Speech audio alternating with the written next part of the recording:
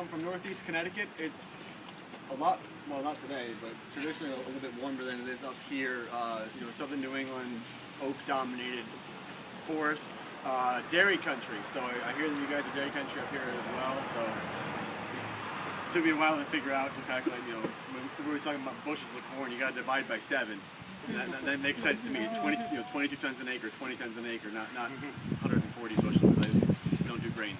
So we've been doing some workshops in Connecticut for the past few years, partnered up with RC&D, and we just hosted our 4th about a week and a half ago at a local orchard. And that farmer actually went to a workshop we hosted in April, and at that point, it was like his Ray Archuleta moment where it changed his whole operation. So he was generous enough to do some test plots with us. So it's 100 acres of apple trees, peaches, etc. And the first sample we have here is in between rows. Now you guys have a lot of orchards up here too?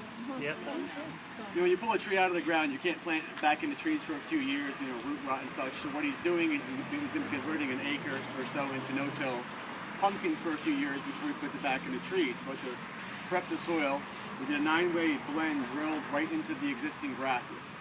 So we had way too many sunflowers, admittedly.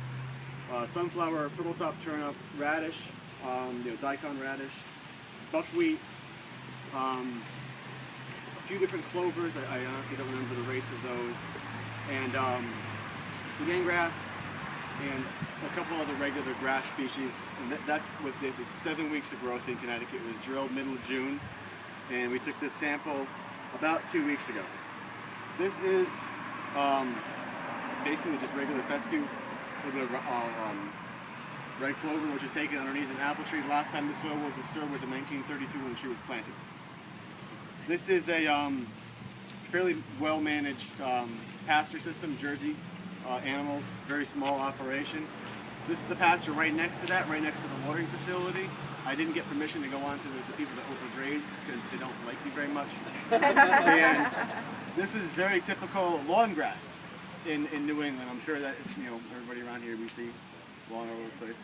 And if you come up before we get this going and feel the density on this, it is like concrete. So now all we gotta do is make it rain. We'll see if it works after all this.